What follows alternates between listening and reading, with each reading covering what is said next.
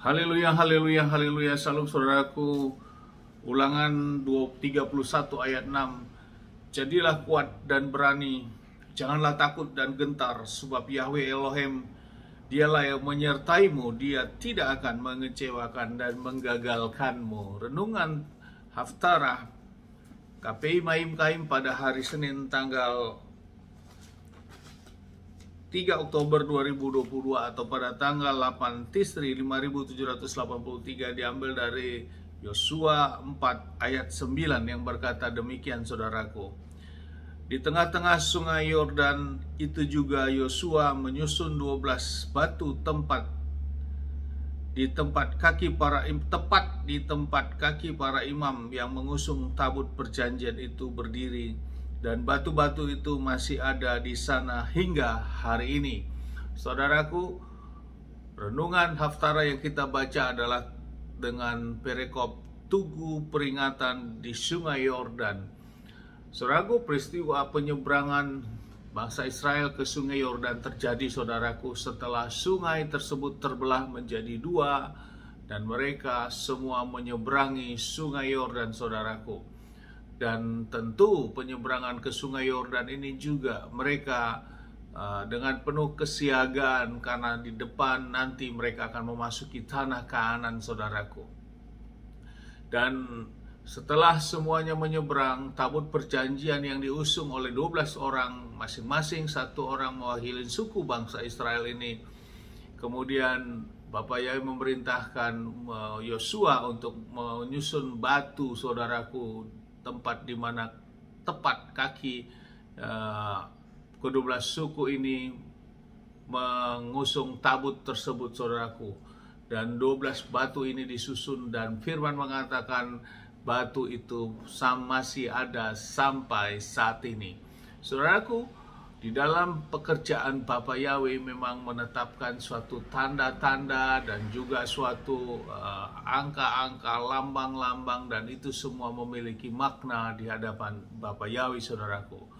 Namun di dalam hal ini Bapak Yahweh menetapkan agar adanya batu ditumpuk ini, dan ada dua tempat, ada di tengah sungai, di dalam sungai, maupun saat mereka di daratan, yaitu memasuki tanah Kanaan ini, saudaraku.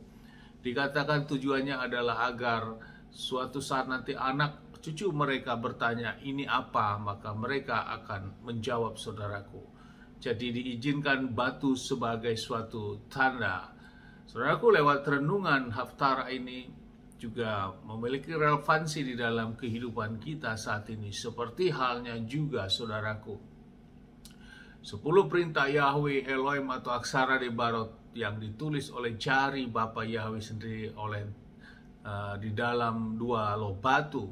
Dan batu merupakan suatu tanda, saudaraku. Dan di dua loh batu inilah kedua aksara Debarot ini dimasukkan juga di dalam tabut perjanjian ini, saudaraku. Dan disinilah menyatakan suatu tanda. Dan lewat 10 perintah, maka isinya dari 10 perintah ini tetap harus dikerjakan oleh umat manusia yang percaya kepada Bapa Yahweh sampai saat kita, bahkan sampai berkesudahannya, saudaraku. Karena itu adalah perintah langsung dari Bapa Yahweh, dan batu merupakan sarananya, saudaraku. Saudaraku, dan juga banyak hal lain yang Bapak Yahweh tetapkan lewat suatu tanda-tanda ataupun suatu simbol-simbol yang memang sudah Bapak Yahweh tetapkan. Namun kita sebagai umat yang percaya kepadanya, kita yang harus mendalami atau minta hikmat apa makna dari simbol-simbol itu. Dan ke-12 batu yang disusun ini adalah juga melambangkan inilah 12 suku bangsa Israel, dan mereka sudah menyeberangi Sungai Yordan. Dari tempat batu itu tersusun sampai hari ini akan menjadi suatu kesaksian kebesaran dan kemuliaan Bapa Yahweh. Amin, saudaraku. Biarlah lewat renungan Haftarah ini kita terus diteguhkan betapa penyertaan Bapa Yahweh terus berkelanjutan, saudaraku, selama umat manusia percaya datang kepadanya dan sampai kepada zaman kita saat ini. Saudaraku, dari tempat ini kita sama-sama berdoa. Bapa yang memberkati dan melindungi kita semua dimanapun kita berada. Bapa yang menyinari wajahnya kepada kita, memberikan kita kasih karunia. Bapa yang menghadapkan wajahnya kepada kita, memberikan kita damai sejahtera. Apapun yang kita kerjakan lakukan sepanjang hari ini, semuanya menjadi berhasil. Dan kita orang yang percaya kepada Bapa yang kita tidak dipermalukan. Haleluya. Amin. Saudaraku, juga ditambahkan satu pengumuman bahwa sore nanti pukul 18.00 kita semua sudah memasuki berpuasa, saudaraku, untuk menyambut Hari Raya Yom Kippur atau Hari Raya Pendamaian.